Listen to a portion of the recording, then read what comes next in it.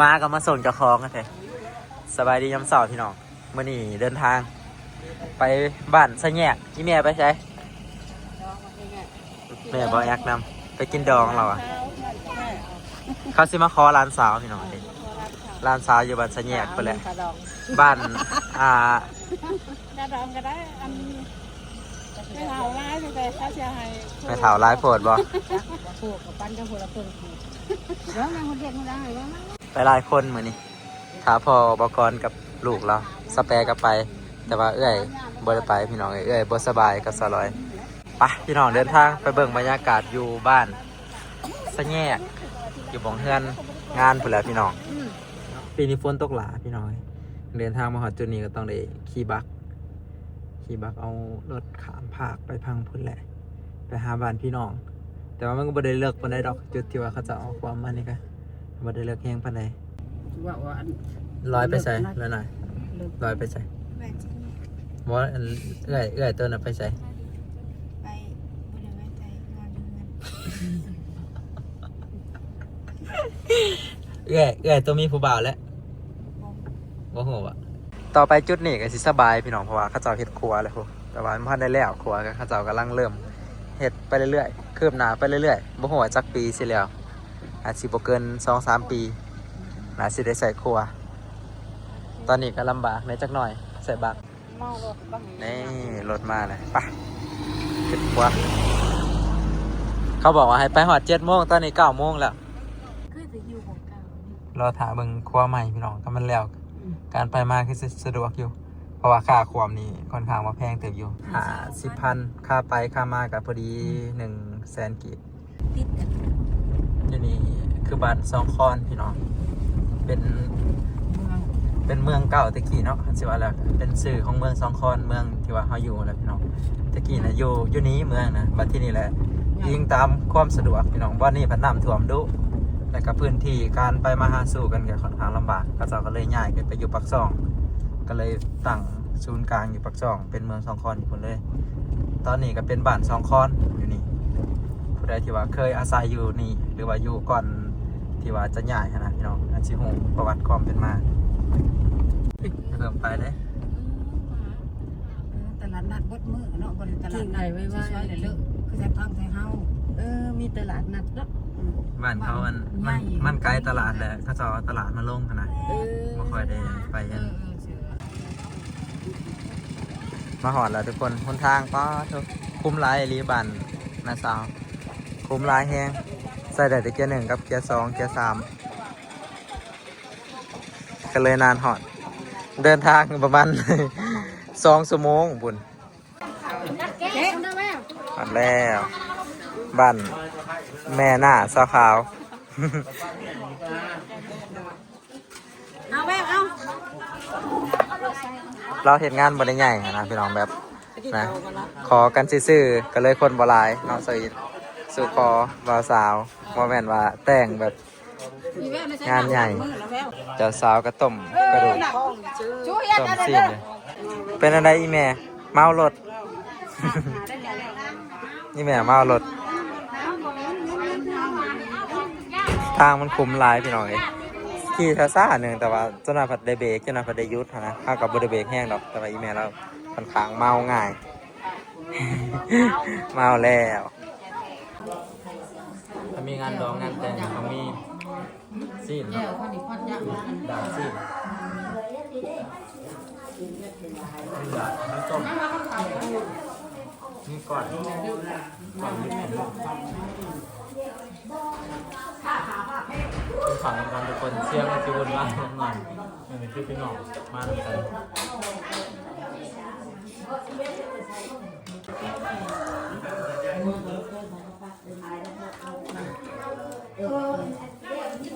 แม่มาเลย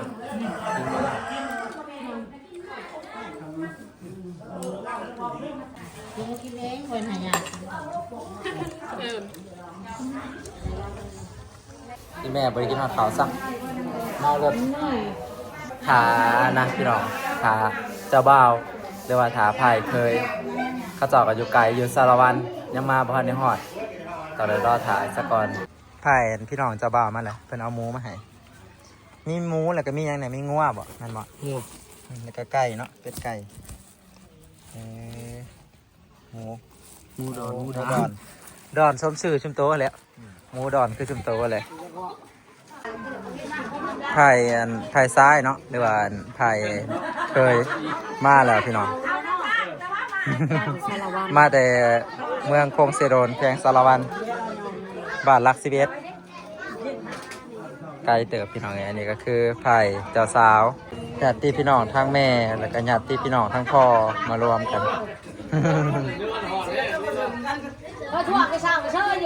เมืองคงเหล่าขาวเมืองคงเจ้าทำหน้าที่ยังมื้อนี้ จำที่เพิ่นบอกมาว่าให้เป็นเจ้าพวก เป็นเจ้าโคตรหมายความว่าจะได เป็นผู้ใหญ่รักในงาน เป็นผู้หลักๆเนาะเป็นตัวแทนให้ฝ่ายผู้หญิงเนาะในเรื่องที่ว่ากันนะในการสู่คอหั่นแหละเป็นตัวแทนมาสั่นสาพี่น้องเป็นตัวแทนของฝ่ายหญิงในการโอ้ลมเรื่องการสู่คอระหว่างฝ่ายซ้ายกับฝ่ายหญิง ก็เอาที่ทั้งนี้ ส่วนหลายก็ เขามาอยู่ทั้งพี่เลยทั้งคุณ ส่วนหลายก็ว่าเรื่องฮีดเรื่องคล้องเนาะเรื่องฮีดเรื่องคล้องที่ว่าเฮาเคยสืบทอดเคยปฏิบัติมาแหละพี่น้องแล้วก็ซองมาก็ว่าเรื่องคาดองเนาะแล้วก็พวกเครื่องสมมาแล้วก็พวกของหยังคือพวกหมูพวกหยังเขาเอิ้นหยัง นี่นะ ฮีดเนาะนอนอยู่ในฮีดเบิดอันนี้สิเป็นหน้าที่ของเจ้าโคตรพี่น้องเอ้ย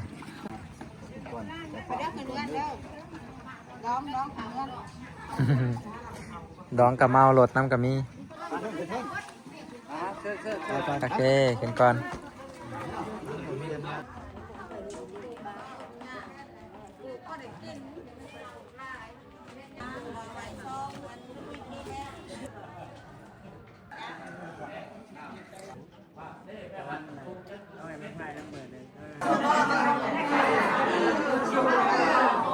พิธีสู่คอพี่น้องเลยสู่คอบ่าวสาว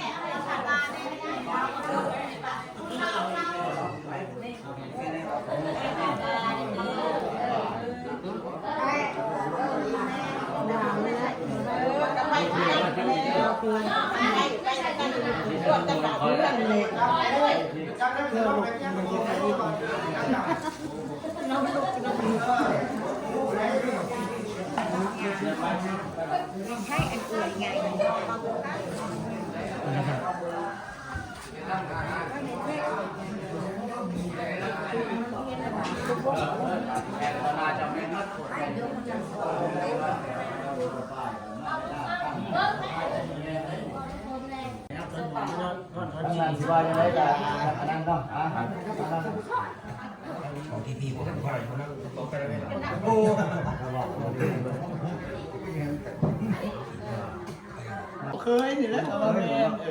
มานี่มาขับมาโค้งมาด้วยนี่มาบอกเคยคือจะมาเคยนี่เด้อ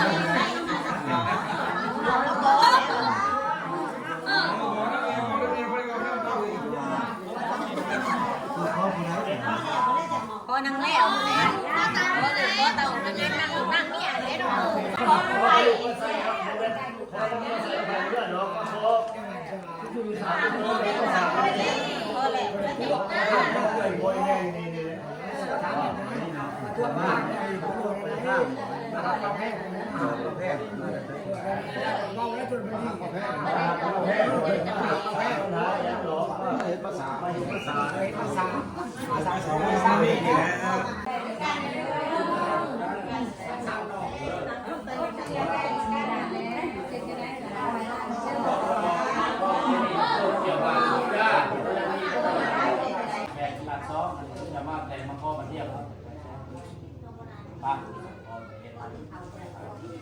คันคอ3 ล้านทั้งคอทั้งแต่งเลยพี่น้องราคารวมเบิดเลยอันนี้ก็แต่ละหมู่บ้านแต่ละเขตก็สิบ่คือกันแต่ละหมองแต่ละบอนนะ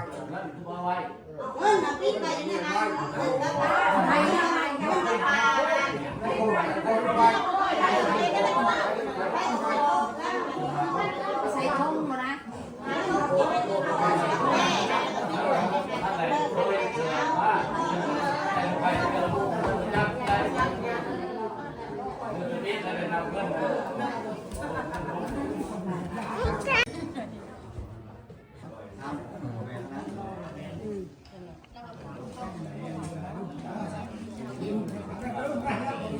ขอฝากไข่นะก่อนอ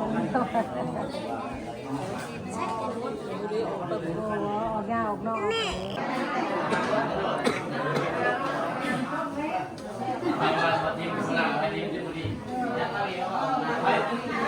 ็นคนบอกนี่อย่าพอมาเบิ้ง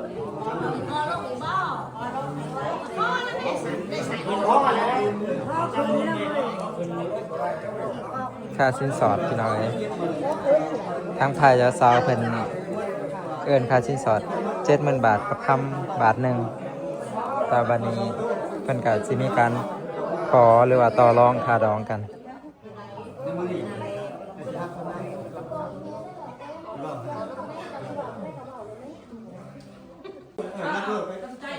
เอาเพิ่นเห็นเพิ่นแล้วเป็นหมื่น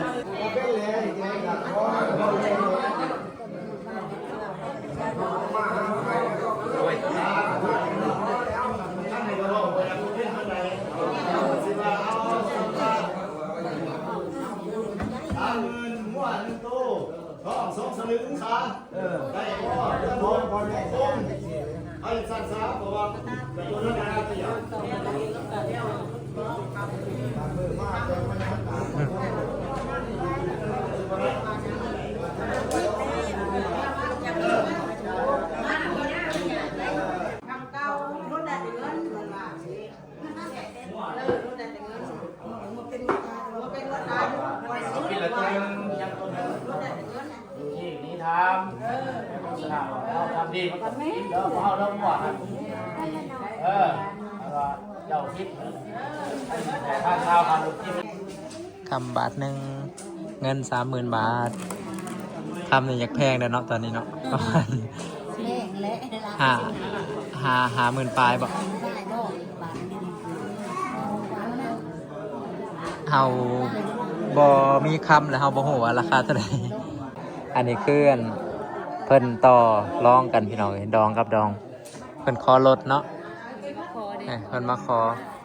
ถ้าสมว่ามาขออะไรพี่น้องทางมาขอลูกไผ่และทางมาขอลดพร้อมเพราะว่าอิงตามบ่าวสาวเนาะเขาจะก็มักหักกันก็ต้องได้มีการต่อรองกันคันสั่นมันก็บ่ได้ เหลือ 30,000 กับคำบาทหนึ่งพี่น้อง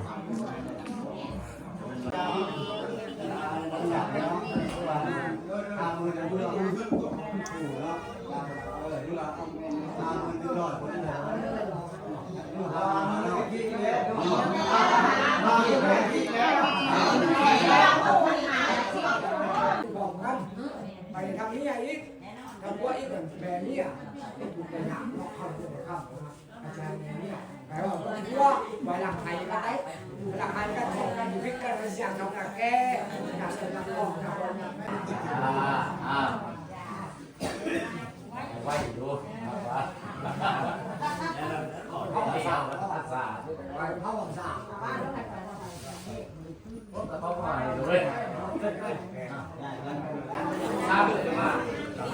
สำเร็จพิธีแล้วพี่น้องมีแต่ผูกคอต่อแขนให้เจ้าบ่าวกับเจ้าสาว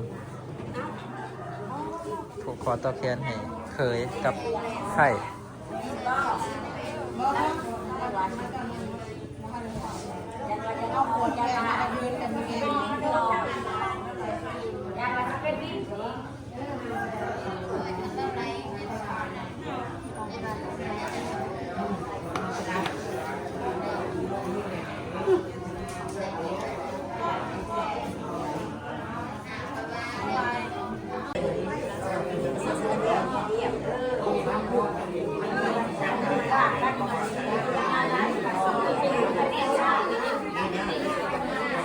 เฮ็ดทอใช้อันนี้แหละครับเฮ็ดเสาเพื่อนก่อสร้างมีรถพกหล่อ2-3 คันมันยากผมพอได้ไปอันใด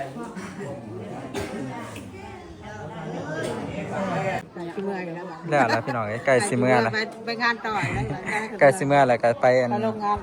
านแจก ไปเฮ็ดไปแหวงานแจกพี่น้อง